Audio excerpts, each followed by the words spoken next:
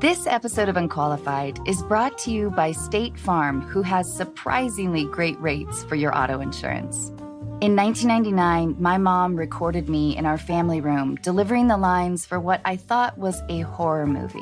My mom read the other roles, and I thought she gave a much better performance than I did. There was even a moment when I seriously considered not sending the tape because that would require a trip to the post office and an entire day's salary for postage. Not that I had a paying job. I was surprised when I received a phone call asking if I could audition in person. Then I realized that the casting director must have mixed up my tape with someone else's. I could have pointed out the error, but I'd never been to LA and wanted to go. So my parents gave me airline miles, and I flew to Los Angeles, Burbank actually, where I auditioned every day for a week and slept on 3 different couches. At the week's end, my friend with the least comfortable couch offered to drive me to the airport, and because at the time it was hard to find good Mexican food in Washington State, I wanted one last burrito. My pager began buzzing just as our nachos arrived. There was a payphone in the back of the restaurant, and when I returned the page, I was told that I got the role. It was one of the biggest surprises of my life. I was also surprised to learn that Scary Movie was actually a comedy. This was after my audition. Speaking of nice surprises, State Farm provides coverage that meets your needs at a surprisingly great rate. Like a good neighbor, State Farm is there.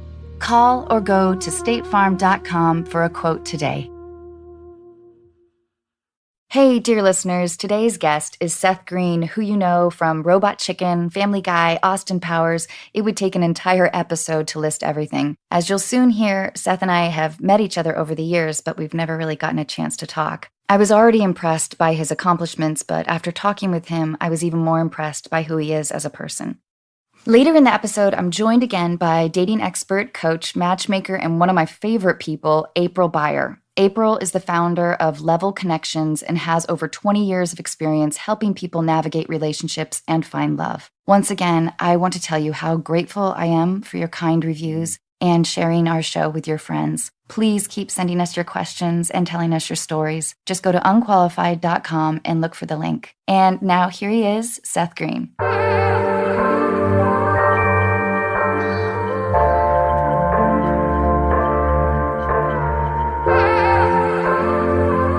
Ladies and gentlemen, you are listening to Unqualified with your host, Anna Faris.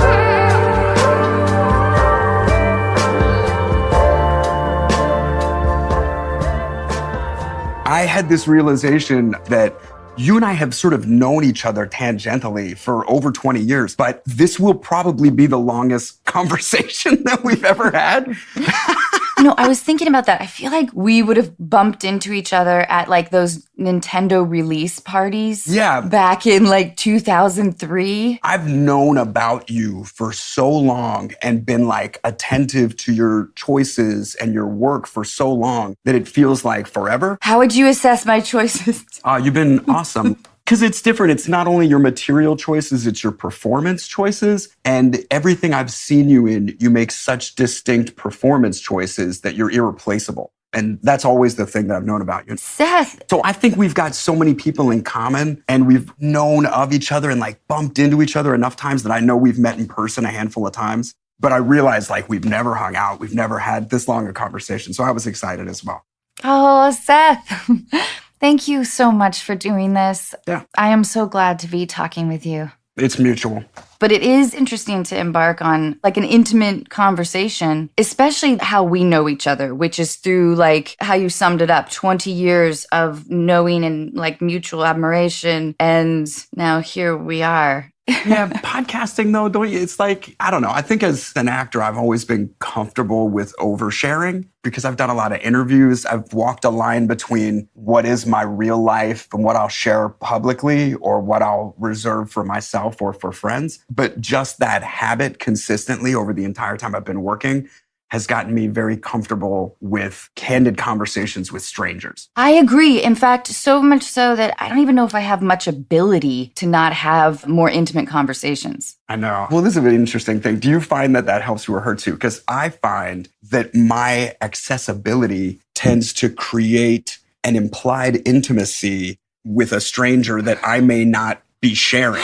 And so I'll speak so candidly with somebody about something that's happening, and then I won't see them for 7 years. And I literally won't remember our interaction. They're like, you don't remember my grandmama just died? And you gave me these sage words that I've lived by for the last 7 years? And I obviously feel terrible for not recalling at all what they're talking about. I do sometimes think that I think sometimes I give a promise of an intimate friendship because my conversations are intimate. And it's not that it's disingenuous. It's just that I don't have the time. Yeah. Well, I don't know if anybody actually, at least within this business, holds each other not accountable, but like takes offense to that. Everybody that's successful is working all the time. And then if you've got a kid or a family or like a life outside of this business, your time is just absorbed. I have really tried to not get my feelings hurt. And I've reminded myself consistently that these are the interactions that we get. This is our community, and everybody really understands. Dax said something at one point. Darcy Carden was on his show, and she was talking about the invitation to the party and feeling like you're always going to get kicked out of the party. Like you've gotten invited, and then you're inside, and then someone's going to figure out, like Eyes Wide Shut style, that you don't have the password and you got to get out. And Dax was so considerate about that. He's like, you don't ever really get kicked out of the party. You just take your own time off and you rewrite your narrative. Whether you're Michael Keaton or Eddie Murphy or anybody that has like seemed to have a gap or come back in a big way, or even just running into each other at the Emmys and expressing that it's been like, oh my God, a year since we've seen each other, we should get a dinner or something, and how improbable that date really becomes. And we couldn't be in more of a competitive industry. And especially like most of us, when, you start out, you're auditioning, you're hustling all over town. I wonder about our relationship as actors with rejection. If we're better at it because we expect it. Like when you would audition, you don't audition anymore. I still do, just because You do? Yeah, because I like to prove it. I like to too. The casting person or the audience has got comfortable in seeing you in a specific way, and you kind of can't hold that against them. But if I've got an idea about something and nobody believes me, like they're not going to give me an offer, I will absolutely audition. And then if I'm not it, I'm not it. That's the only thing I've gotten better at over the years. When I was young, maybe even 17 or 18, a friend of mine's dad was a director, and he directed a very prominent movie that cast like actual stars in it. And we got to watch the audition tapes. Really? Yes, with famous people. And the biggest thing that I noted was a couple things. One, who was off book and who was not, and what a difference that makes to the viewer, whether you are sort of basically memorized and partially interacting versus really knowing the words and having an opinion and expressing a point of view, how different that was. But then the biggest thing that I realized was you as the viewer can just tell if somebody's it or not, and especially if you're the director. So that gave me a real comfort in knowing that sometimes, no matter how good an actor, because we'd watch a tape and we'd be like, God, that's a great actor, but they're just not right for this role against this person in this movie. So that made me a little more comfortable. That's always been my feedback when I get rejected. Yeah. How are you about that kind of rejection? Because I started so young that I had to compartmentalize it at a very young age. Yeah. I learned to not tell anybody, like to not talk to my parents about it. I would never call my agent and ask if I did well. Yeah. My pride kind of took the wheel. How do you deal with it? I put a lot of effort into it, and I can tell the difference between when I have or have not. And I think I hold myself to a very high standard because I started so young with such professional people. Like, I started when I was 7. And so I got the benefit of watching people's entire careers. Like, people I met when I was 7, I met people who were 19, who were in their 60s now. You know what I mean? And I paid close attention, both looking back and staying current. So I felt like I had really good perspective on what a career could be or where choices were important. And it's not just about just right now. You have to be thoughtful about assembling things in a certain order. But with auditioning, no one's got any imagination. And as much as you'll get the one casting agent who's like, ugh, I can't believe you dressed for this part. But at the same time, like, I'm not going to wear a full outfit, but if the person is a business person, I'm not going to come in sweats. Yeah. If the person is a sweats guy, I'm not going to come in a suit. So it really depends on the casting person. But What I try and do, and I'm not always good at it, is be as prepared as possible. Have memorized the script, have an opinion, have some choices, have some ideas. Yeah. I always heard Philip Seymour Hoffman just offhandedly mention making exactly the opposite of what his first instinct was as a choice. So whatever his first instinct was, he would find the exact opposite. So if the scene called for a character to be really loud and really aggressive and it's in all caps with a lot of exclamation points, then he would come in and just be like, I'm fucking furious with you. And I can't wait to feel your neck between my hand, you know?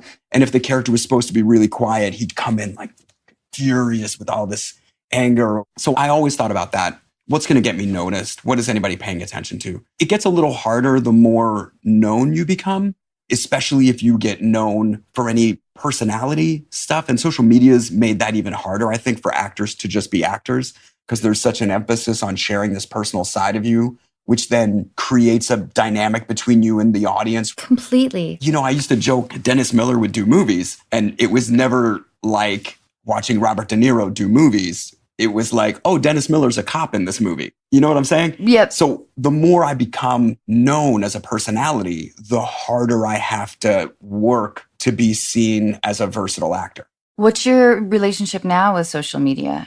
Well, I use Twitter and Instagram. I liked Twitter in the beginning because it felt like content that I was in control of. Mm-hmm. And when I first signed on to Twitter, it was like maybe 2010. And there were so few people on it. I mean, there were over 1 million people on it, but there weren't any trolls. There weren't people who'd made a career out of like gaining notoriety from dragging you. So I got to do really fun stuff. Like one night I was supposed to hang out with Zach Levi. And I texted him, hey, I've got an idea if you want to play along. And as I was pulling up, I said, think I'm a kidnap at Zach Levi tonight. Stay tuned.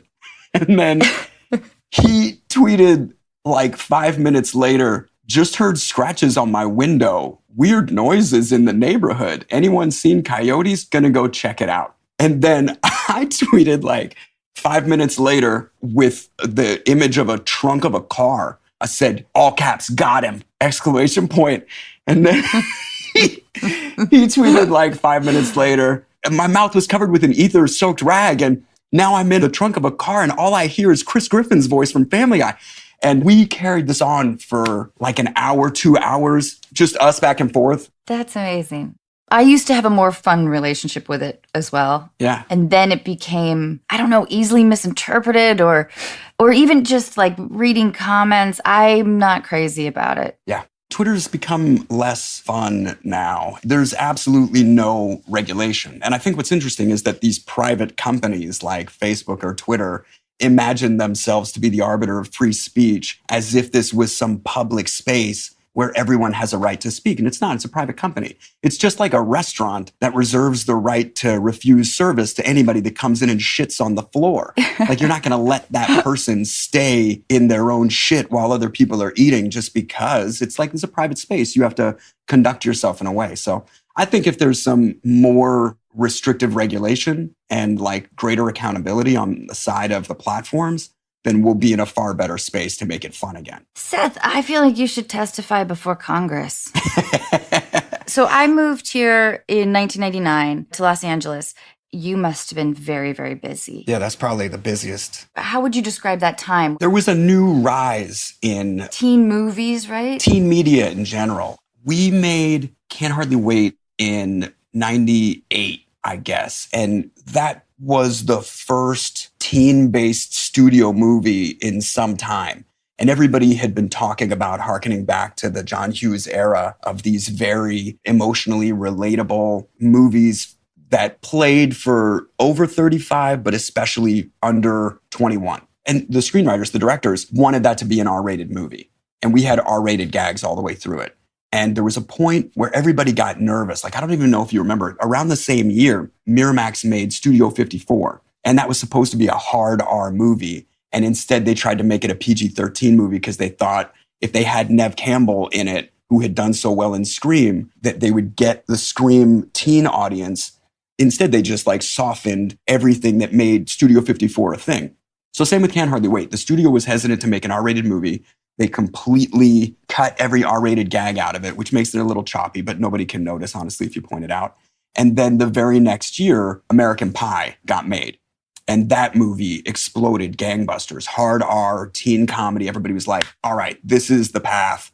And then for a while, there were just a string of them. Yeah. So then around maybe 2005, I did Scary Movie. I was busy doing that, and I did some pilots, and I was auditioning for other, I think I auditioned for Josie and the Pussycats, and, Oh, right on. Yeah, but anyway, but then there was a shift. And Wait, when did you make House Bunny, though? House Bunny was 2007? Because I remember seeing that movie and feeling like that was your Legally Blonde. Like, it felt like such a flawlessly executed concept. Thanks. You were so fucking funny in it. Thanks. Well, this is what I wanted to ask you about, because during that time, work felt like it was really drying up for me. Yeah. And I never thought of myself as a very funny person. I was like in comedy. I couldn't even get an audition for anything dramatic.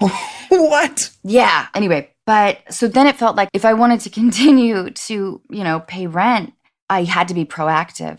And you were one of the first actors that I'd heard of that was so proactive with your own career. It was really inspiring with Robot Chicken. That's my memory. Is that accurate? Did you feel like you were kind of at the forefront of actors making a shift to really having a degree of control, at least actors our age? I guess I just didn't think about it. I never thought about myself in comparison to my peers as far as like where we were, because we were all such different things.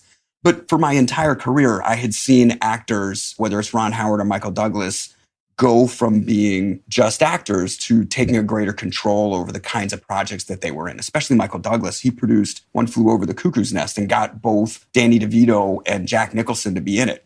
And I just remember hearing the story of how that got done. I was like, oh, so you have the opportunity to get the rights to a book you like and figure out how to make that into a movie. And I saw guys that I liked, like Ben Stiller, just making their own stuff, whether it was the Ben Stiller show or Heat Vision and Jack, which was a pilot that didn't get picked up. But it was like, all those things were like super informative to me, whether it's Conan O'Brien producing a show like Look Well that was way ahead of its time. It's still a performer taking a greater control of their own thing. But Robot Chicken was an accident. I didn't expect that to become what it's become. When we first started that, it was web-based in 99. Like right on the edge of 2000. And so the internet was still dial-up and there was no streaming media on it. Like it took you 3 days to download a video and there weren't really portals. It was all sort of text-based. And so I had a friend of mine who was the editorial director for like one of the biggest genre publications at the time. So the premier magazine of nerd culture was Wizard magazine.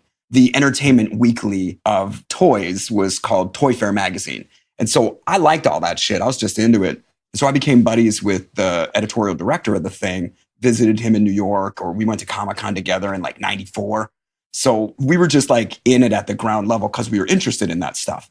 And then I had an idea. I was supposed to go on Conan for like Austin Powers 2. And I had seen smart people like Fred Armisen or Dana Gould, instead of doing an interview, do a bit. Or I'd seen like Bruce Willis go on Letterman and do some big bit instead of like an interview. And I thought, oh, wouldn't that be fun? And so I called my buddy and I'm like, I had an idea. I know Conan got this promotional thing made from Hasbro, like an action figure of himself. And I've got one that was from Austin Powers that's probably in scale against his 12-inch, my 5-inch. I thought that'd be really funny. And I said, do you know anything about stop motion? Like, I've been interested in it, but do you know anything about producing it? He's like, I have no idea, but we've done a lot of toy photography. So let's do some research. He and I kicked around a lot of places. We called like Aardman and we tracked down the Kyoto brothers. And we were just like, how do you do this? And we wound up working with these guys who went on to develop an animation studio called Screen Novelties. They're awesome guys. And we rented out a space on Melrose that is now a denim store. But for a while, it was a pet store and office spaces. And I took the office space and the two guys took over the fucking pet shop. That's rad. And we had this little square where we were producing these webisodes. But that was the first time that I had that realization. I'd made all the phone calls. I had gotten coffee for the 7 people that were there. I had coordinated our lease. I had brokered a deal with the lawyer from Sony that wound up producing the content. Because it was as simple as they're like, hey, we don't know what the web is. We don't know if this is going to work. But Sony was trying to develop a linear content portal like YouTube back in 99. And they invested heavily in it because it was sort of like nobody knows. There's no rules. There's no laws. So they were like, well, let's get a bunch of creative people who know how to stretch a dollar. And it was literally me and Fred Armisen and like 3 other people producing video content. So they gave us less than $50,000. And with that, we produced 45 minutes of stop motion content. That's rad. And broke it up into 12 2 to 4 minute episodes. And then, the whole platform was spectacularly failed. But my partner and I were like, I don't know, I think this is something. I don't know what it is, but I think this is something. So that's in about 2000. And we started shopping it around. I was calling MTV and Comedy Central and Mad TV because we thought maybe it was interstitials. We thought maybe it was something like Liquid Television. I had been a fan of the Spike and Mike Sick and Twisted Festival of Animation in La Jolla, which was where Beavis and Butthead and South Park premiered. So I knew all these people and I was deep in this world and I was like, this is something. When we started that first day of production for that Sony thing, and I had made all the calls and I had the keys to the space, I had this realization that that's what producing is. So right in that moment was the very first time I understood what it is to produce and why it is that the producer of the film accepts the Best Picture Oscar, because they're the one who took this thing from an idea to distribution. And they're the one that made it happen at every step, that gave every artist, that gave every employee what they needed to be able to render their best services. And at the end of the day, we made 45 minutes of content. So I realized in that moment I was a producer. This is what producing is. And I called the lawyer and was like, let's you and me broker a deal. This platform is failing. This content could live somewhere. Let's you and me broker a deal where I can take this content out, try and sell it somewhere, and you guys don't feel like assholes. So he and I made an agreement for us to not co-own the content because we still control the derivative rights, but for Sony Digital, which doesn't even exist anymore, to forever get a credit on Robot Chicken and to forever get, I think it's less than $1,000 an episode. They get a royalty fee built into it because they produced the derivative content. But we spent 4 years between the time that I got that lawyer to agree and when we sold it to Adult Swim. And some of that is just the culture catching up. It's the formation of YouTube. It's the sharing of short comedy. It's the growth of a renegade platform like Adult Swim, which was only available after midnight on fucking Sunday. Right. So nobody's even watching this weird, mad stuff. But the head of the company at the time, Mike Lazo, who's since retired, he met us in some shanty type rental and he had already watched our 45 minutes. And he said in the meeting, I don't like stop motion. So we were like, what are we doing here? And he said, but I like this. This is weird. This is funny. How do you guys feel about making quarter-hour episodes? And I was like, what's quarter hour? He was like, 15 minutes. I was like, oh, sure. But this kind of way where it's sketch-based, where it's compact. And we were like, sure. And next thing we knew, we'd made a deal with Adult Swim to produce 20 quarter hours of a show that had no title. And we had to figure out how to do that. So all of a sudden we were doing that. That's amazing. It's a weird pivot. I tried in the first season to still make movies, but it's a 14-month production. So at one point during the production of our first season, I flew to London and Hungary to make a movie.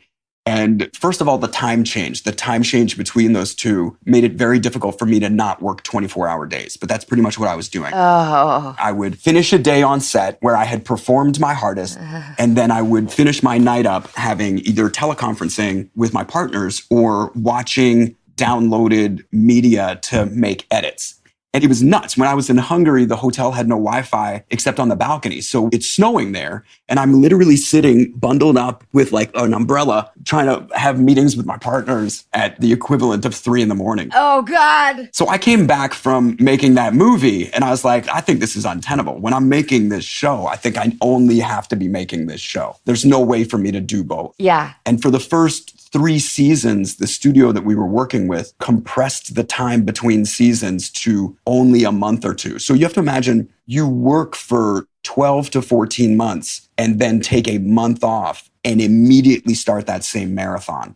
And by the 3rd season, I put it in my contract that from the time we deliver our last episode, we have a guaranteed 6-month gap until we start writing again. Amazing. And nobody likes that. Nobody but me likes that. Everyone else is like, let's just get back to work. And I'm like, no, let's take a minute and let this all be fun again and then get back to work. Well, What an amazing journey. Damn, you work hard. This episode of Unqualified is brought to you in part by Best Fiends. We all know there really is only one Match 3 style game worth playing. It's the one with an actual storyline, cool collectible characters, and non-stop action-packed adventure. It's the one with literally thousands of challenging puzzles to solve. And yes, I'm using the word literally correctly.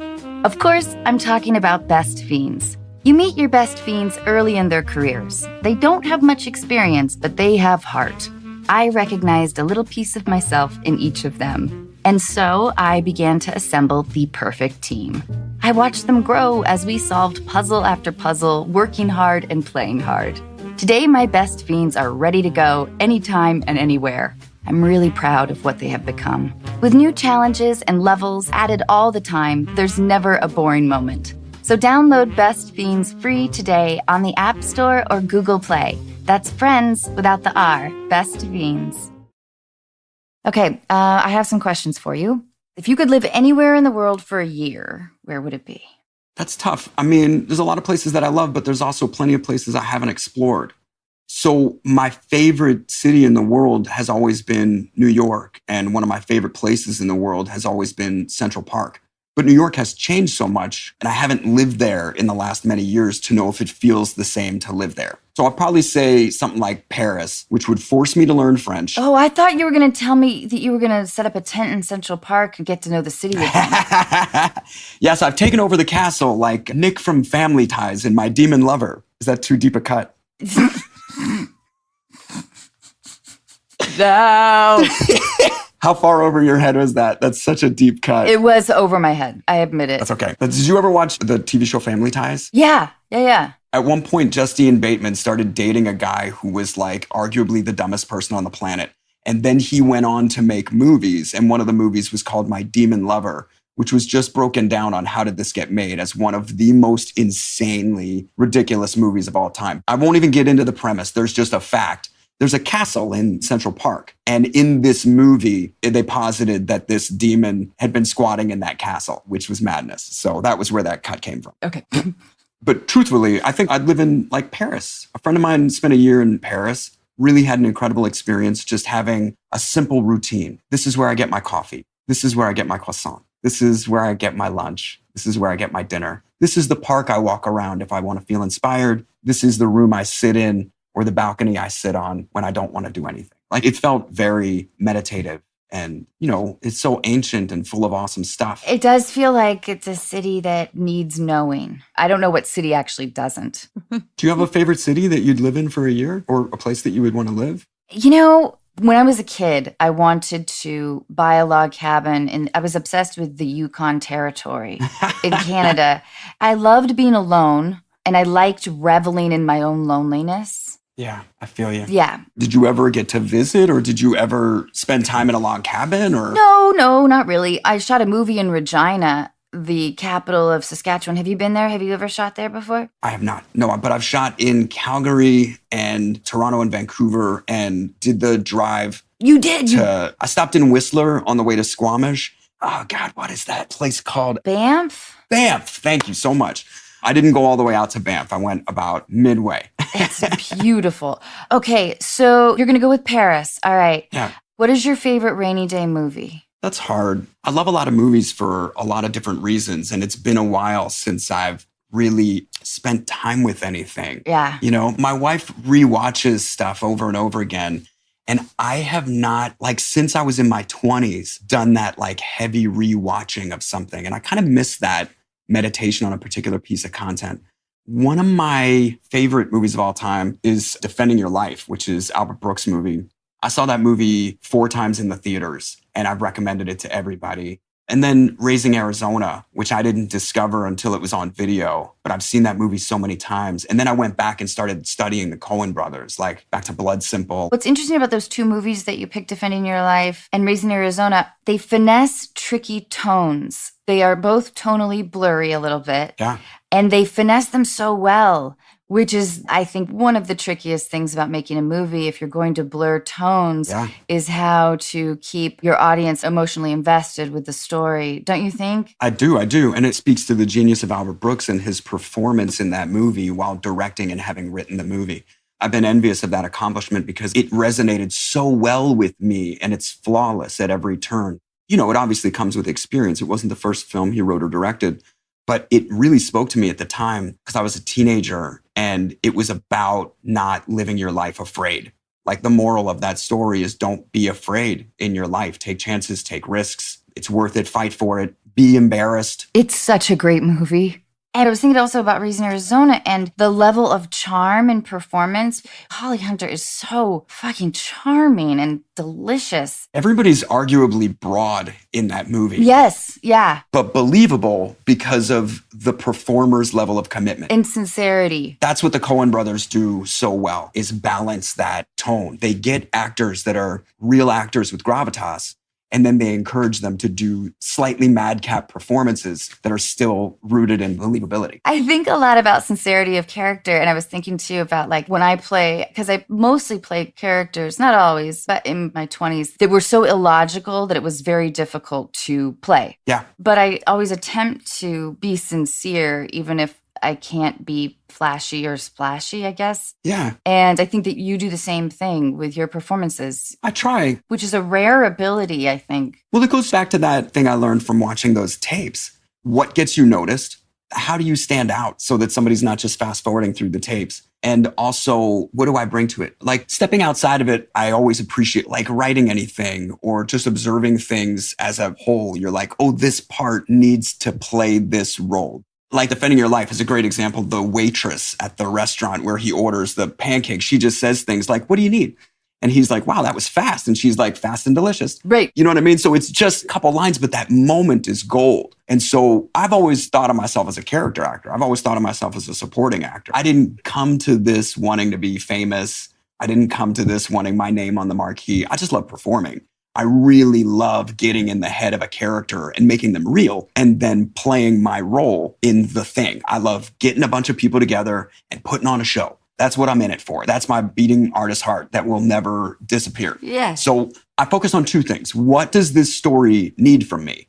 And in a lot of cases, the director or the writer is the only one that can tell you what you need to do so that you're not overdoing it, so that you're not underdoing it. And then it's up to me how to take these lines, whether it's a lot of lines or a few lines, and make this a real person that would logically come to these conclusions, that would organically be speaking these words. And how would they react or respond to this kind of stimulus or input from another character? Do you have an example of a project that was particularly tricky? Yeah, the trickiest one, I think, the one time where I really had to wrap my head around something and ultimately I was overthinking it, there was a scene on Buffy where my character is a werewolf and I've left the town of Sunnydale where the Hellmouth is, and my ex-girlfriend, I went off because I didn't know how to control being a werewolf, and she became a witch in my absence and started a same-sex relationship with, oh my God, I'm just blanking on it, but it's honestly not important. Was it consensual or did she put a spell on her lover? No. We broke up and she started a new relationship and discovered all these things about herself. And it was actually a really powerfully supportive storyline. And a lot of people wrote a lot of letters. And that's amazing. It formed a whole community about the positivity of those kind of explorations and those kind of feelings. But we had an episode where I come back and I meet the girlfriend and she hasn't told me. And I'm supposed to, as a werewolf, smell it on her. You know what I'm saying? And so we meet and there's not enough dialogue for the subtlety of this moment. And I kept asking Joss, like, how does this need to work? And he kept saying, you're overthinking it. You just catch it and you know. And I was like, I'll just try it. And when we did it, I still felt like this was too abbreviated of a moment. But when I saw it as the audience, I was like, God, I really was just overthinking it. Because you as the audience are with it scene to scene. And then this moment is just that moment. You're so right. I'm sure I've overthought way too many things. Yeah, but it is about me as an actor wanting to be sincere in the moment, even if something's a farce. Like, even if you're making Clue, you need all those people to believe what they're saying, no matter how madcap it is. So that's the work that I do. I make it real for me in my head so that I can react appropriately, but also have a position with my lines, whether they're few or many. Well, and even on like a base, I think this larger concept can almost be condensed into like the idea of when you're carrying a suitcase or a bag of groceries. Yes. And you need it to be actually heavy. I can tell when people are holding empty coffee cups Right. on TV. Yeah, and as an actor, you don't necessarily want to be lugging around something heavy, but you kind of need those, at least I do. Me too. Or shoes. I have a big shoe thing with my characters. And I also had to wear wigs a few times. That really messes with my head. Does it change when you see yourself, though? Because I've done a bunch of prosthetic makeup and I forget that I'm wearing it. And then the second that I see myself, I'm like, right, I'm this guy. Same thing with like a wig or a fake beard or something. If I'm not seeing it, then in my head, I'm not thinking about it. But the second I see it, the outfit, when I get the hair just right, then I feel like, right, this is the difference between me and this character. You're right. Like with the house bunny, wearing those costumes changed me, Yeah. Could not. All right. So on what occasion do you lie, Seth? I don't like lying. And that gets me into precarious positions. But I also understand where I don't need to be forthcoming and where being forthcoming would compromise or hurt someone else. And so those are the only instances where I don't lie. I'd say I withhold. But I pride myself on the validity of my word and that when I speak, it is the truth. And that when I make a promise, that I honor it. And that's the most basic thing that I keep for myself. You know what I mean? Because when I was younger, when I was like a little kid, I lied all the time about whatever because I was scared and super insecure. And then the older I got, the more I realized how important it is to be trustworthy, to be responsible, to be honorable and dependable. And so I kind of made a conscious choice just to not lie. I love that.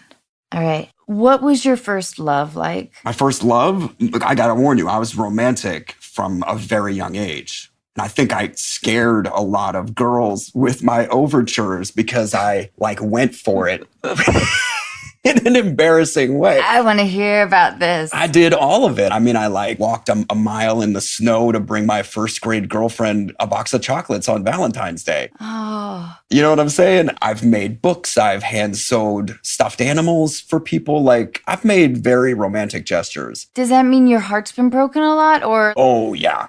Yeah. Oh, yeah. I've taken a lot of heartbreak. But it's okay. I think it's important. I think it's important too. And it's sort of the same thing as a role where you realize there's nothing wrong with you. You're kind of perfect. You're just not perfect for me. I love that. Okay. What is a trait you dislike in others? Dishonesty.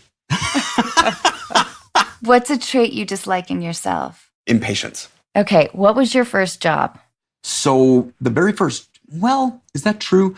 Because I raked leaves and shoveled snow around my neighborhood for money. And I feel like it was before I started acting, but it might have been after. I'm trying to crunch the numbers because the first official job I got was the year I turned 7. And I did a slew of commercials in that year and even got to do guest spots on a soap. And I was just so hungry. Do you remember enjoying it? Oh, yeah. Oh, yeah. And I assume your mom took you and... She took me, but she did not want to. I drove that train the whole time. That's amazing. It's a weird thing. And I realize how rare that is just by having so many friends who, by the time they were graduating, still were unsure of what they wanted. And I'd already been almost 10 years into a career. Yeah.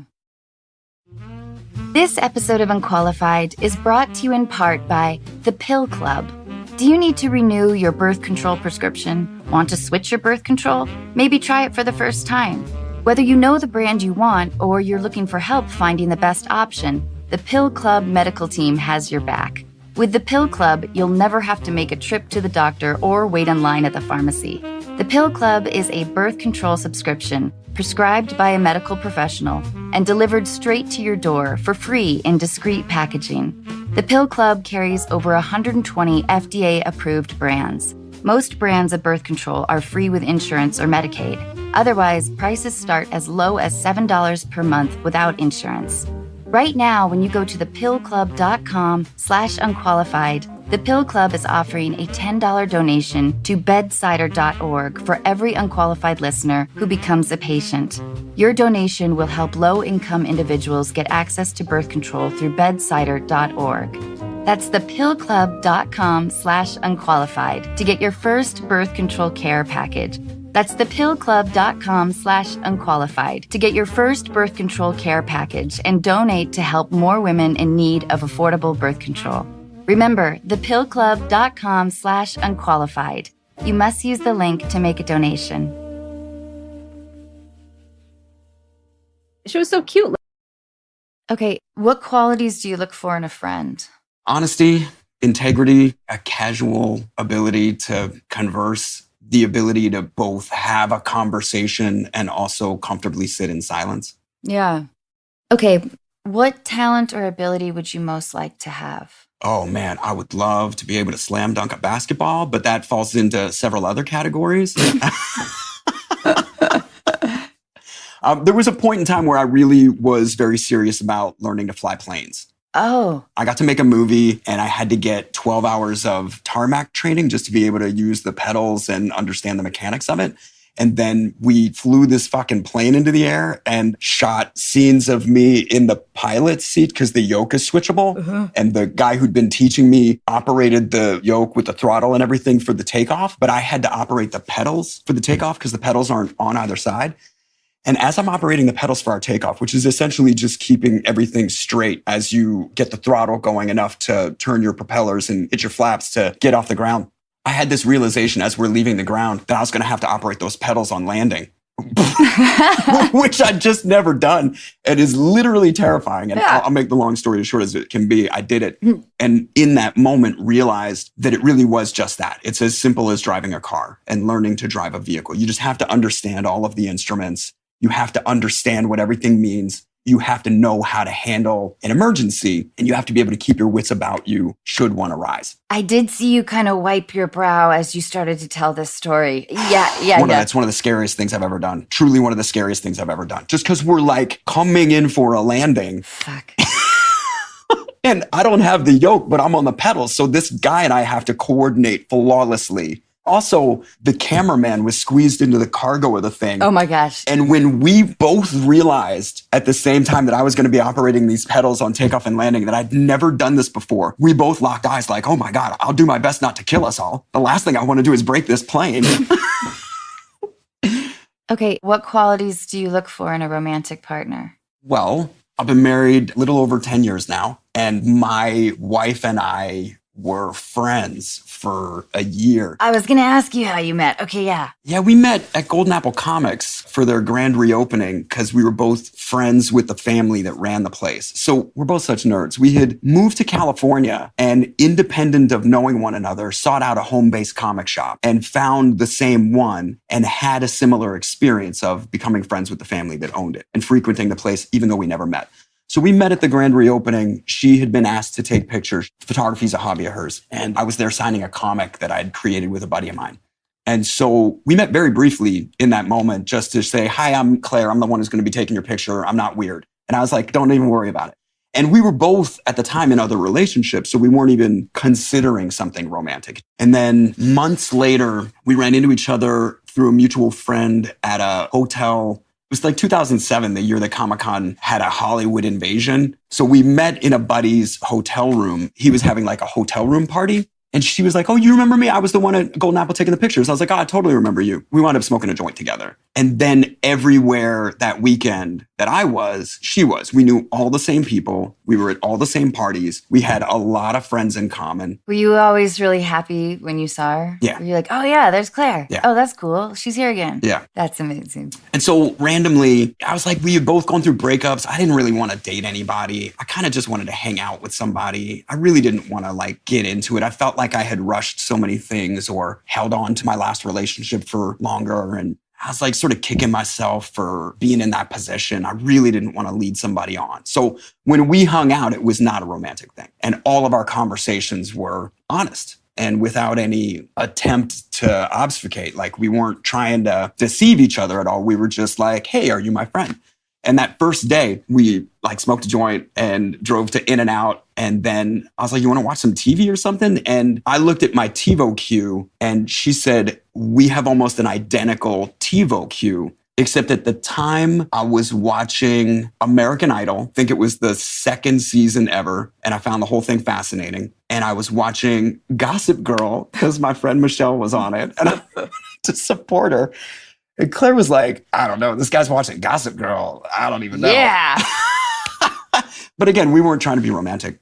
And then like 10 or more months into being friends, we had like a drunken, oops, we slept together kind of night. And it didn't seem to break our friendship. So I thought maybe that was just something that happened.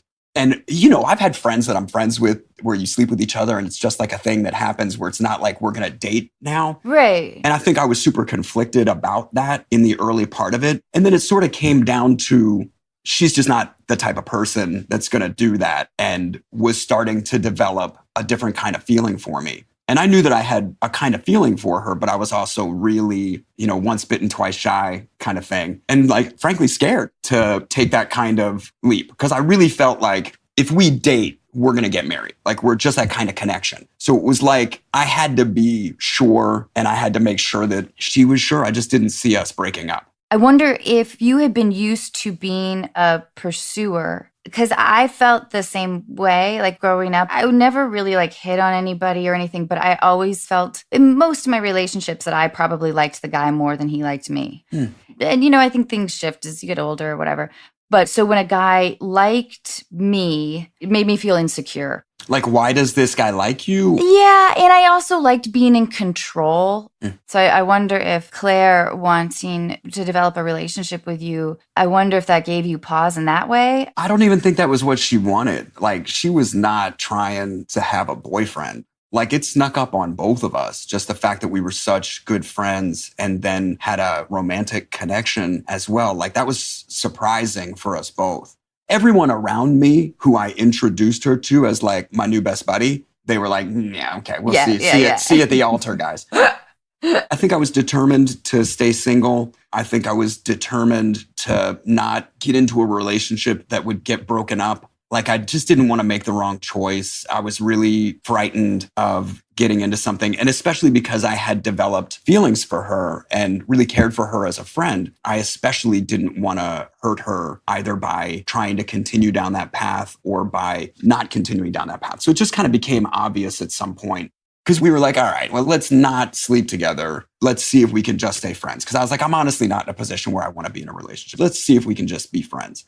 And, you know, that didn't work because, like, being together, we'd instinctively want to, like, cuddle together if we're watching TV, or we'd instinctively, like, want to tell each other things or share things. You wanted to be intimate on all levels. It really became obvious that it wasn't going to be possible for us to just be friends. And so if I was serious about us not taking another step, then we just would not have to. It's really funny because we had a dinner date that we'd put on the books months before this realization to take a couple friend of mine to the Magic Castle on a double date. And Claire and I were in this place like for a month or two trying to be friends and just bumping up against it. So that night at the Magic Castle, we're like, our other friend is a married couple and we're like trying to toe this line between just being friends. And it's really funny because that same night she confessed to me that she was ready to tell me to go fuck myself. She was like, I can't do this. I can't halfway this. I've got to just not be your friend. This hurts too much. I think I like you. I can't be friends with you. The same night, I told her, I don't think I can be without you. At the Magic Castle, this is a great scene. Well, it happened later. Like, we both had a lot of drinks in us and we went back to her apartment and I was like, oh, I probably shouldn't drive. Do you want me to sleep on the couch? And she was like, well, you probably should, right? You probably should. And I was like, I probably should. And then I was like, I gotta be honest, I don't want us to not be friends. I don't want us to not be together. And I'm terrified of this, but it feels worth the risk at this moment. And she was like, I was about to tell you that you have to leave. That's amazing. So that night was sort of the beginning of a redefinition. That was the point where we said, all right, well, we're a couple. And then it was like a year later, I proposed to her. I love that. This episode is brought to you in part by Plant Botanical. As everyone slowly comes out of hiding, many of you are asking the same questions. Am I ready for actual human contact? Should I swipe right? Will they look like their picture? Do I look like my picture? Is that the face of an axe murderer? do I really want to take off these sweats? And for those of you who get that far, what drink should I be casually sipping? I have the answer to that one. While your date sits awkwardly silent, stunned by your good looks, dazzled by your intellect, or wondering how to dispose of your body, the drink in your hand should be delicious, refreshing, crisp, clean, plant botanical vodka seltzer. Weighing in at only 1 carb, made with real fruit and botanicals traditionally used for stamina, immunity, and detox, Plant Botanical is already thinking about your future encounters. Follow and DM @PlantLovesYou and share a story or video of your funniest, wildest, or most awkward date for a chance to win up to $1,000 for your next one. Plant Botanical, your perfect companion while you look for your perfect companion. Available at Target, Pavilions, Vons, Total Wine, or visit plantlovesyou.com to find a store near you. Plant Vodka and Vodka Seltzer. Just the good shit.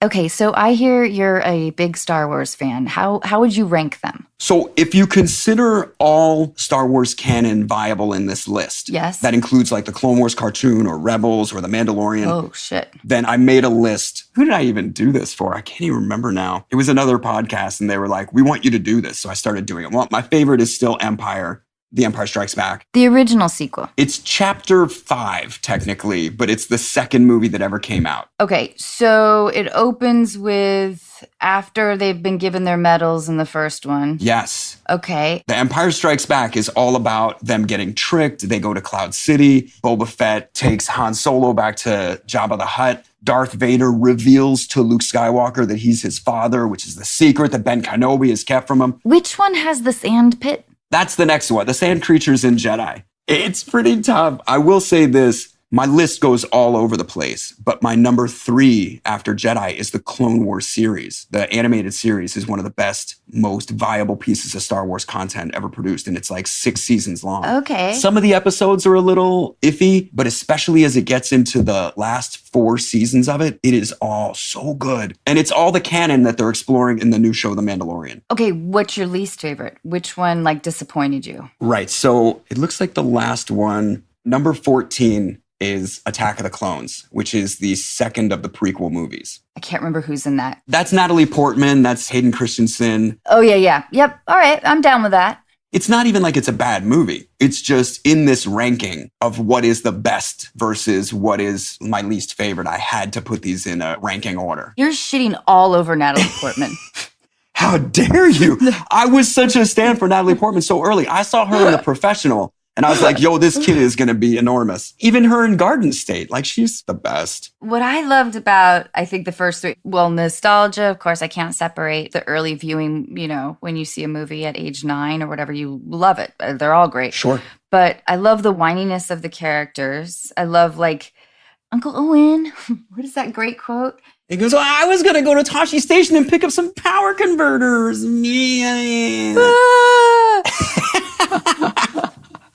Okay, but then this leads me to another question before we get on to the other things.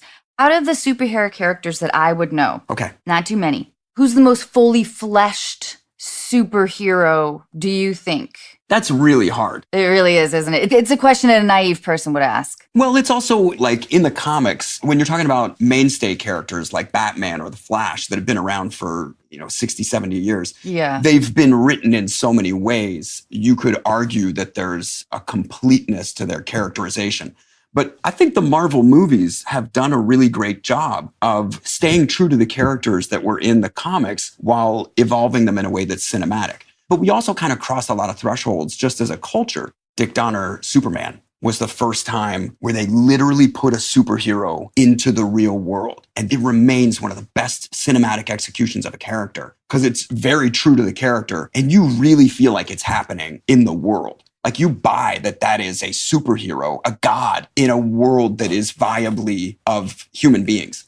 But over the years, culture's gotten a little, we've stopped making Halle Berry Catwoman and we've stopped making Ben Affleck Daredevil. And you have instead the Netflix Daredevil. And whatever Catwoman shows up in whatever new Batman movie will be categorically different than the silliness that the studios were trying to peddle to us earlier. You're right. That's a really fair point. It is interesting to be able to shift a character, morph it into something that feels a little more relevant and more dimensional. Well, I'll tell you this. I never read a lot of Doctor Strange. He showed up in a lot of team-up comics that I read, and so I was aware of his miniseries, like when he fought the devil or things like that. But I never really cared about that character. And when I saw that movie, I was like, holy shit, Doctor Strange might be my favorite. This movie's incredible. Because we'd already seen so many catastrophic, the sky is falling Marvel movies. I was like, how are they going to make this anything new?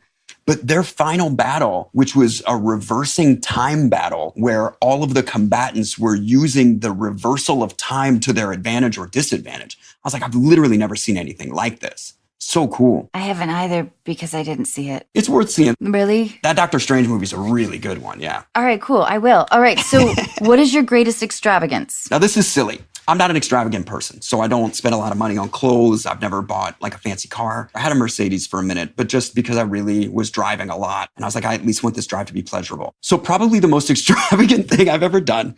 We've got a pool at our house and we have a lot of hillside, which if you lived in LA and lived on a hillside, you'll know that over time, just the way these settlements were developed, it's a lot of soft soil. So you have to retain the hill. Did you spend a lot of money on hill retention? I have, but that's not the extravagance. Oh. So the extravagance was, my wife and I were talking about a diving board or a slide into the pool. And I started looking at the hillside and our deepest point on the pool. And I was like, we're going to have to retain this hillside at some point. I wonder if there isn't a way to do a straight up Raging Waters tube slide in this hill. No way. Yeah. So I started doing some research, called a contractor. He tracked down a guy that repurposes and refurbishes stuff from closed down water parks. And he takes huge, 50-foot slides on tour to what? Music festivals. So if you're at a music festival, you want to get on this 100-foot slide into a splash pool, you can do it. So I had that guy come out here. We had a whole conversation about hillside retention, what the curves would be, what would not kill a person with speed, what the angle of entry could be, and what was possible. And so probably the most extravagant thing I've ever done. And the way I justified it was because I was combining a need to retain this hillside with expensive cement, but I was giving it a purpose by funneling a twisty 96-foot underground tube slide into it. Nobody will beat this extravagance answer. A water slide is fucking rad. It's good shit, man. I had at one point turned my condo into a treehouse. I know special effects people. And so I had columns and corners. And I was like, what if we put trees in these columns and corners? And this loft was more of a tree canopy. So it looked like the loft itself was in a tree. What would that cost? And the special effects guy was like, oh, here, we'll make that for you. So everybody already thought I was crazy. Anybody that came to the treehouse thought I was crazy. But then I sold that place and moved in here. And now anybody that comes here and sees this slide is like, you're a fucking maniac. That's the best return on investment I've ever had on anything ever. All right, awesome. I love that answer. Okay, when have you been impulsive? I'm not terribly impulsive, but the true answer is I'm impulsive when all of the information lines up. You know what I mean? So I've impulse bought things or I've impulse experienced things, but all of the facts have to make sense. I've never just thrown caution to the wind and done something without investigation or without working through the practicals of it. I bet that quality is what makes you such a great producer as well. Oh, I definitely consider all of the consequences of something. And that does probably benefit me with producing. I think you may have missed out on some fun times in New Orleans, though. I won't say that I haven't. I mean, I've done. You measured the options and you're still here, so you did it. Yeah, all of my spectacular failures have luckily been in private. For what historical figure would you start a fan club? It's probably Nikola Tesla, because he was pioneering all of this wave technology, wireless tech in his time. And all of his research was kind of buried or co-opted into other things. But he was so ahead of his time with his thought process. He's damn near Galileo. Yeah. All that stuff. I'm big into all of the space exploration. I think the privatization of space flight is one of the best things that could have happened. People didn't seem to understand that NASA wasn't shutting down. They were just closing the Challenger program because it was a reusable vessel that could not be updated. And so it had technology on it from the 70s and the 80s at the latest. So anyway, I'm a nerd for all that stuff too. I was early adopter to the Tesla company. Do you have a Tesla? Yeah, my first Tesla was a 10, I think, 2010. I got one of the first 6000 S models off the line. That's amazing. Okay, this is a question that I ask with hesitancy every time. Okay. To whom would you most like to apologize and why? God, I really try in the moment to take accountability and admit when I'm wrong or at fault. So all I mean by that is I don't have a lot of regrets. I don't have a lot of like unspoken apologies. You're good at apologizing. In the moment, not taking personally, just being like, you know what? I was wrong. You were right. I'm so sorry. Or like, I see how what I did you like this, and I'm sorry. I like to acknowledge those things and move forward. I think it's really healthy. But there's realizations that I've come to over time, and I have thought about going back and like writing a letter to this person or that person saying, all these years later, I had this realization about our last interaction, and I just wanted to apologize for my position. I now understand where you were coming from, where at the time I simply was incapable of it, but I haven't, and I don't know why. I'm probably like embarrassed and a little scared. Yes, I know. I'm with you. My apologies are still left unsaid as well. Well, like when I was young and got opportunities to meet with major studios about producing things or was trying to develop something with senior executives, I was very headstrong and wildly inexperienced and didn't quite understand the position that I was in, and that the people that were there were not actually trying to hold me back. They were trying to reconcile what I wanted to make to fit into what they were capable of making. And so, you know, I love confrontation, but I appreciate a civil debate. I like calmly referencing actual facts and then coming to a conclusion about it.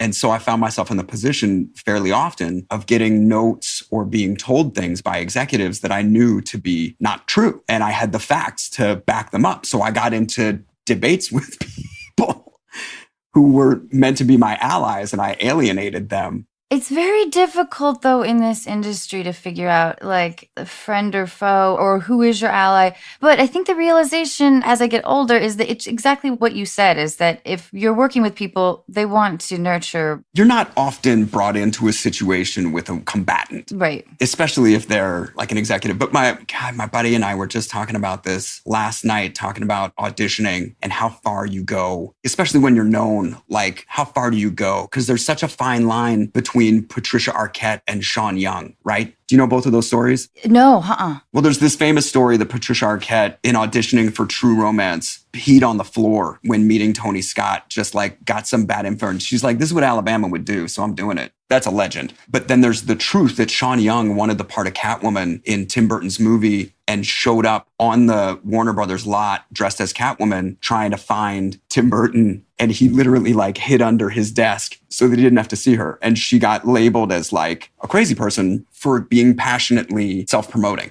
And so as an actor, you're always wondering, well, which is the risk to take? Right. But that's way off topic from apologizing. All right. Do you have a greatest regret? My regrets are any time I've like wronged somebody or done somebody wrong or hurt somebody's feelings. And there's so much of that you're not in control of that I don't spend a lot of time regretting it. Okay. In one word, how would you like to be remembered? So there's two things about this. There's the Egyptian prophecy that you exist for as long as your name is spoken. You have two deaths. There's the death that you experience, and then there's the death when no one ever says your name again. So I've always kind of thought that all of this is in the moment. And aside from accountability, you shouldn't be concerned with being remembered. Like, I'm not going to construct a mausoleum. I'm not going to have some Jim Morrison gravestone. I'm unconcerned about it. The work that I've given, I hope that that will live on. The entertainment that I've participated in, I hope that that will exist, but I'm unconcerned with people speaking my name. I'm all about the audience and the audience feeling the feels, whether they're funny or dramatic. I'm all in for that. But I don't think that anybody can really expect to be like guys like George Lucas will forever permanently be a legacy legend. I don't think he was aiming for that. He just sort of happened to be so brilliant and good at it that he became this thing. Keanu Reeves said the best thing. He was on Fallon or Colbert or something, and they said, what happens when we die? And he said, well, the only thing I know for sure is that the people who loved us will miss us. That's beautiful. I thought that was so poignant. Yeah. So I think that's the best you can hope for, is to have made loving connections and for anybody that loves you to remember and miss you. All right. Last question, Seth. This one's easy. What's the meaning of life? Oh, it's 42. Everybody knows that. This is arrogant to even try and posit this, but the conclusion that I've come to It's a John Lennon song. He says, last night the wife says, don't worry when you're gone. You don't take nothing with you but your soul. And so since we really don't know for sure what is before this human existence or what is after this human existence, we only guess. It's only faith. For me, the meaning of life is connection, experience, memories, right? It isn't about accomplishment or money. It's about making connections and feeling feelings and having no regrets at the end and having a life of memories. I think that's really beautiful, and I share your sentiment. Seth, I can't thank you enough for doing this today. This was great. You're amazing. My pleasure. I would love to meet your wife sometime, and I would love to go down your water slide someday. Anytime. All right. Give me some advance notice so I can heat the pool. All right. I love it. Bye, Seth. Thanks again. Thanks. See you again. This episode of Unqualified is brought to you in part by Intuit, powering products like TurboTax, QuickBooks, Mint, and Credit Karma.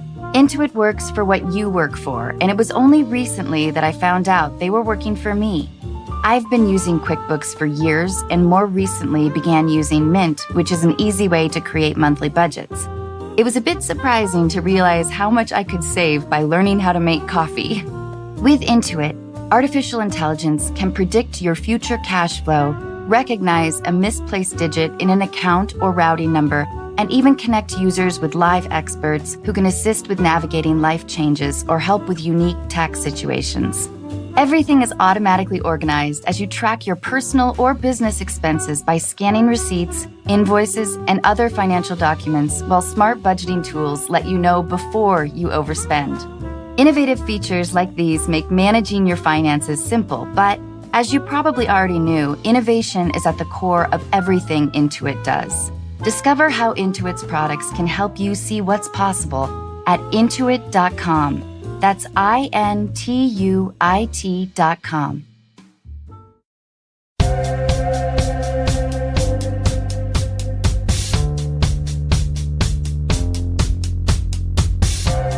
Hey everyone, April Beyer is back with her wisdom and insight, proving that at least one of us knows what they're talking about. For more on April and our other experts, you can find links on our website, unqualified.com. Hey, April, welcome back. Thank you again for doing this. Thank you. It's been awesome. Okay, let's call Kayla. Hello? Hi, is this Kayla? Yes, it is. Hey, it's Anna. How are you? Oh my God. I'm here with April Beyer. Hi. Kayla, April is amazing. She is a dating expert. She's a coach. She's a matchmaker. She's so much more. I've learned a lot. So, Kayla, will you tell us what's going on? Yes. So I'm 23. I'm finishing up my last year of college right now. In May, I'll be done. So I'm free to, move about the cabin, do whatever I want. And my one friend who I met our senior year of high school, so we're coming up on 5 years of knowing each other. I have been madly in love with this kid since he first sat next to me in this class, and I yelled at anyone who ever tried to take his seat because I just knew he was it. He was actually my first kiss when I was 20. Please don't judge me. I'm a late bloomer. When I went to visit him when he went away to college, because I stayed for community college. And then after school, he ended up moving to Texas. But we have always maintained a really close relationship since high school. We text, we Skype. I visited him in August. I'm actually leaving tomorrow to visit him again for a week for Halloween. And I've always had feelings for him. He had a couple of partners, in the last few years, but over our one Skype session, he was like, I've always had feelings for you. If you want to give us a shot, would you be willing to move to Texas? And while my impulsive self would love to drop everything and everyone I've ever known and just up and move over 1,000 miles away from Jersey to Texas, my fear is, A, I don't know anyone there. I don't drive, so I would be completely reliant on him to get to work, to get to the doctor, anywhere. I don't know if I can get a job in my field there. I'm majoring in television production. He says he knows someone who interns at a news station around him. So in theory, I could, but I'm also afraid that I'll get there. I'll move all my stuff almost 1,300 miles away. I have no one else. And he'll realize after a couple days, like, ooh, I don't like this chick as much as I thought. And I'll be kind of left stranded in a state where I don't know anything or anyone. Yeah. So my question kind of is like, while I've had such strong feelings for him for years and would love to, I don't know if that's just me being impulsive or if this really is a good idea because we've been friends for so long. But I haven't even told my family yet because I have no idea how they would react. No one in our family has ever even moved out of the state, let alone in another time zone. So it's up to April and myself to determine. Yeah. Yeah. And if anyone says, why are you moving to Texas? I'll be like, Anna Faris kind of told me That's to. right. Yeah. Yeah. Well, thank you, Kayla. I was about to be like, I don't need to hear anymore. Just pack up and move. April, will you tell Kayla if she should move to Austin or not? No pressure there. Hey, Kayla.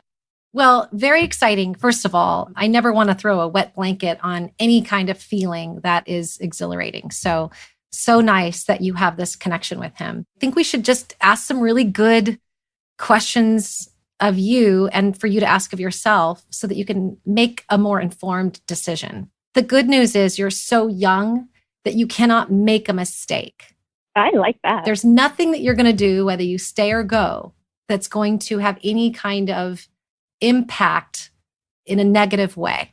Okay. So that's the good news. It's not like you're leaving, a 20-year career or you have your own children and you own a home and you've got to sell it. Like that's the good news. So first and foremost, never make any decisions out of fear or scarcity ever. If he wants you now, he can wait. You don't have to make any kind of rushed decision. And anytime we make a decision that isn't in the light, meaning we haven't told everybody, tells me that there's more to do. You haven't told anybody yet. Yeah. Anna and I are the only ones that you shared this with. I feel so privileged. I don't know about Anna, but I feel privileged that I have this very secret information over here. Yeah. So I know you guys have been friends for a while, but how long have you guys been like romantically linked? So when we were in high school, he did have a girlfriend. They were on and off. So during their off periods, we would be very flirty, which I know is messy, but I'm glad it was years ago and not currently because that would be a red flag. Our sophomore year of college is when I would go and visit him and we would do stuff. So again, after he left then and he was so far away, he said he didn't want to do anything long distance. So he had other partners in the meantime. But since COVID started, we have been romantically linked with one another, I would say. But on and off for a few years, but consistently since February, March. Okay. Has he come to see you? No, just because he works full time and he can't quarantine for 2 weeks where I can. So I can get on the plane, then I can come back here and be okay. Where he can't lose that much pay because he pays his own bills. And I'm very fortunate that I don't right now. And has he ever sent you a ticket to come see him? Yes, he purchased the first one and then paid for everything while I was there. So I purchased the second one and then I Venmo'd him for groceries and stuff because I want to be equal. And when you say since COVID, February, March, you guys have been romantically linked, how many times have you seen him? How many visits have you had since February, March? I went for a week in August and then I'm leaving tomorrow for another week. Oh, Kayla. Do you get a sense that you're more into him than he is to you? I do feel that way just because I'm a super open person. Everyone knows everything about me. No one ever has to guess how I feel, and he's not. So like in his birthday card, I'm like, you're so important to me. You're my favorite person. I adore you. And while he really appreciates it, that's just not how he expresses his affection. So I feel that way. I think also with my insecurities, I feel like everyone I know hates me. So even when he says like, no, I like you and I'm willing to pay for your rent if you were to move down here, I'm willing to drive you anywhere you need to go. Like that's how he expresses it, where I'm just more open and I'm like, I would die for you. April, what do you think? It sounds like he's into her, yes? Kayla, reading your letter, the first thing I was worried about, of course, was this like a whim invitation? Right. And that's why I made him say it during the day soberly. And I was like, you kind of invited me to move to Texas. And he was like, yeah, if I didn't have feelings for you, I wouldn't ask to have you move here for me, to live with me, to pay your bills before you get a job, to help you find a job. Like he's invested, but he just doesn't express it as much as I do, which is fine. Not everyone's comfortable with it, but I definitely say it all the live long day. Well, April, now that she's going to see him tomorrow, how do you think that they should talk about this? Slow and steady wins the race. I'm sorry. There's just no reason to panic or to make any decisions that haven't really been communicated. Okay. You said something really important. You're a communicator of feelings. He is not. Don't so easily discard that as meh, because one day That's going to be very important to you, that you end up with someone who communicates the way you do. It may not seem like it's that important right now, but trust me, it does become important. You're not necessarily insecure. It could be that, when people don't communicate with us, they can bring up feelings of insecurity because they're not saying it, right? It's not enough that he's doing practical things. Right. He has to also be saying, I can't live without you. The next thing, if you get there and you don't have a job and he's paying rent and you're in his place, his apartment, his friends, his car, you run the risk, and it's not a big risk, but you do run a risk, and you need to know about this, of watering down your chemistry. He then becomes leader, boss, daddy, protector, provider at a time where it might be too soon. You've known each other a long time, but you had that week in August, and then you're having your 5-day little tryst starting tomorrow. In my opinion, it's not enough to have any kind of knowledge to make a move. Okay. And I know that's not what you want to hear, so I'm sorry. No, I really trust you guys with my whole heart, and that's why I wanted to ask. I think you have some work to do and questions to ask yourself. Remember, it's not so much about what you ask others, because if you ask others, do you want me here? Is it going to be okay? The knee-jerk reaction is, well, sure, but you're the one taking the risk. It's not a big risk. Like I said, you don't have a mortgage, correct? Correct. All right. You don't have babies. You don't have a job you're leaving.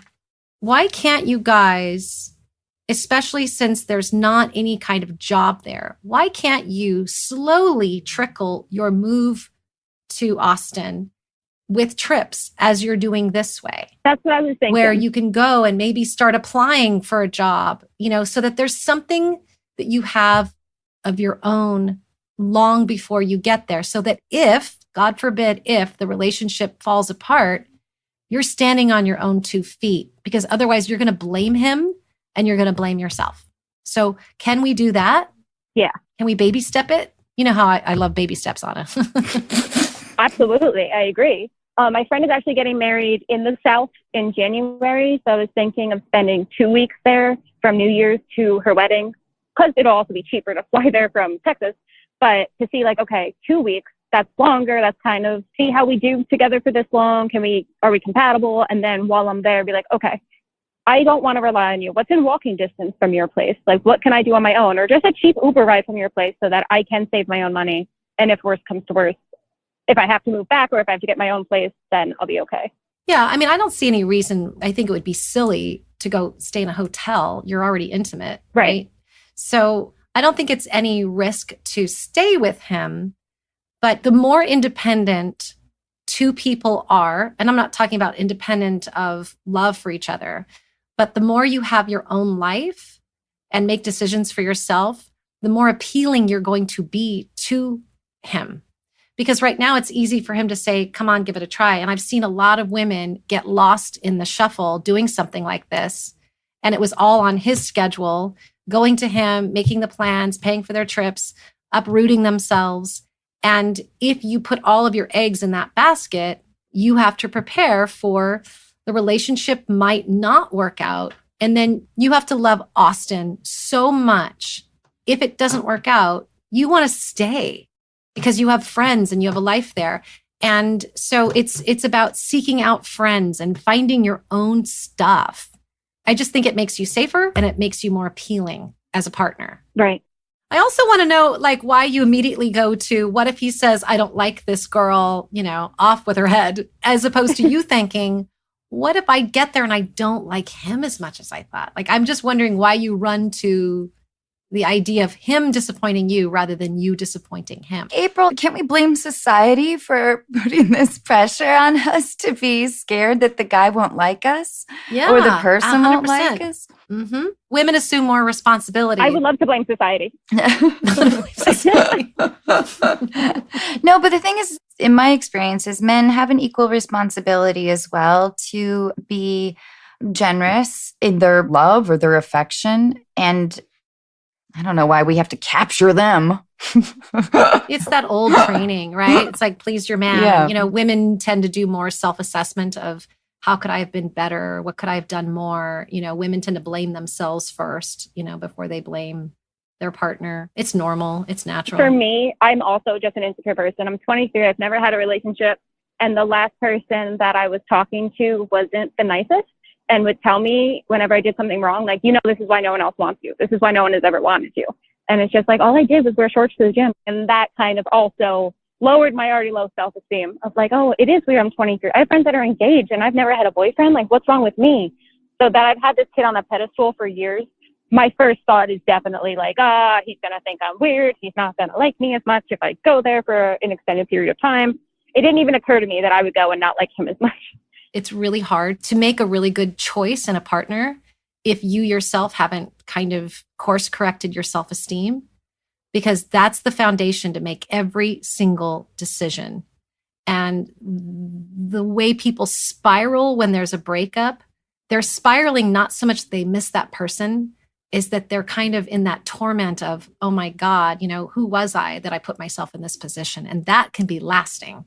So we don't know when this concept of when you fly, you got to quarantine, when that's going to end. But I kind of feel like the new year is going to bring some new answers for us. So what I would like to see is a lot more effort than just his ask. I would like to see him wanting to know you, wanting to know your life there, wanting to know your family, investing himself in your life, and at least a minimum of 6 to 8 months of a dedicated relationship before there's even a thought of moving. And if he says, I can't do this long distance for very long, so sayonara, then he wasn't invested at all. Because if he thinks you're somebody that he wants to live with and share a place with, he should be patient and not just look for instant gratification of like, well, I don't like long distance, so can you just move here and uproot your life? You're in a really good position to do it. You're in your last year of college. It's not going to cost you that much. Big deal. You make new friends. That is actually the best part of all of this. New city, new friends, pushing yourself to get involved in groups and activities and things that you love outside of him so that you're not just becoming friends with his friends. That's the best part of all of this. I love the idea of throwing yourself into a new city and not knowing anybody and not knowing your way around town and not having a community and building it. Like, that's so cool, because what's going to happen is you're going to build yourself through that. You will come out of that stronger, smarter, more social, more confident. Anytime you throw yourself into a situation like that, you get to see what you're made of.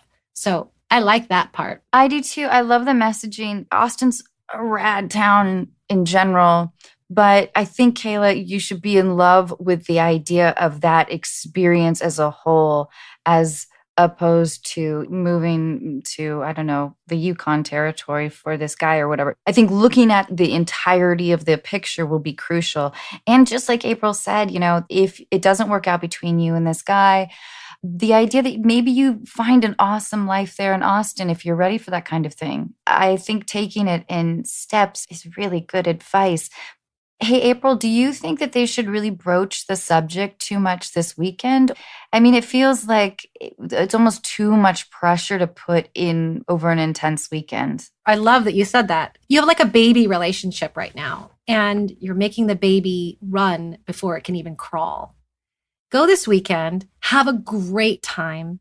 Don't ask questions that are leader questions to figure out if you should move there. I'm not even talking about asking him questions. While you're on the plane or however you're getting there, write down, like, what are the qualities I want in someone? How do I want to feel when I'm with my guy?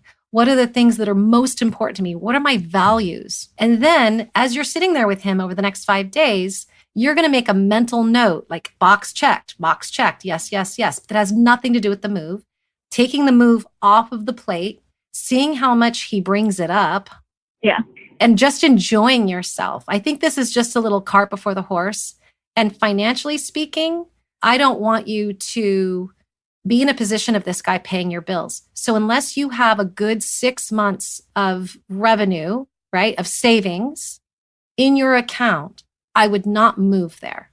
So if you want to move there, I would start hustling and get money in your bank account. He might be paying the rent. I don't think it's fair for you to get there and he's asked for half the rent, right? He could pay for dinners and things like that. But as far as your bills, if you put him in a position of paying for your life, you are stuck, because I think you're smart and I think you might get there and you might realize that he's not what you want. And a lot of young women, when they move in with a guy, they get stuck and they think they've got to make a relationship work because they're not empowered financially within the relationship. So be super careful of that. Get busy getting money in your bank. And so therefore, if and when you do go, you've got some cash to keep you sane and independent. Let him do what he wants to do, but don't make him responsible for your bills, because that sets you guys up for a possible derailment of your relationship that maybe didn't need to happen. My first marriage, I was the bill payer a lot the whole time. Oh God, it's so hard. And I didn't mind it because I thought it was making him happy so he could pursue some other things. But I'm sure I resented him, but I think he resented me even more. It sort of bled into the other areas of everything in a way that I didn't anticipate. I thought I could rise above the financial stress. Does that make sense to you, Kayla? It makes so much sense. I'm a very impulsive person and I would move tomorrow. I wouldn't even unpack my stuff. The university can keep my bedding. Like, I would move immediately. So to actually put it into perspective, like, that's probably not the greatest choice you can make because then you're stuck. It definitely makes more sense to spread it out. And you made a good point that if this is a long-term thing, then a couple of months here saving up shouldn't make a difference in terms of where we can go from there.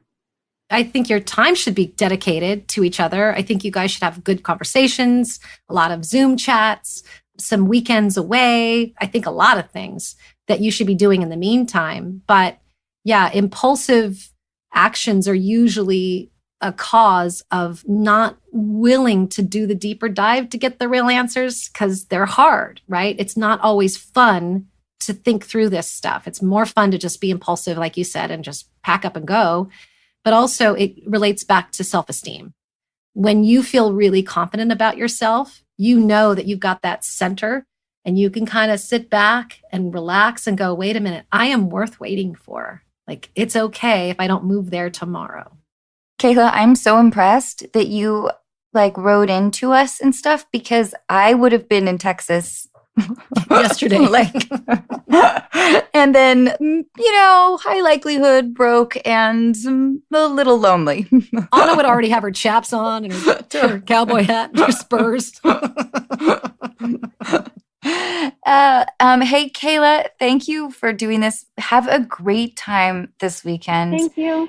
And really think about how if you see yourself in Austin, the city, in addition to getting to know him even more as you guys have 24 hours a day together. And thank you so much for doing this. Thank you so much. Have a great time. Absolutely. Bye-bye. April, thanks again for joining us today. Thank you so much, Anna. Bye, April. Bye-bye.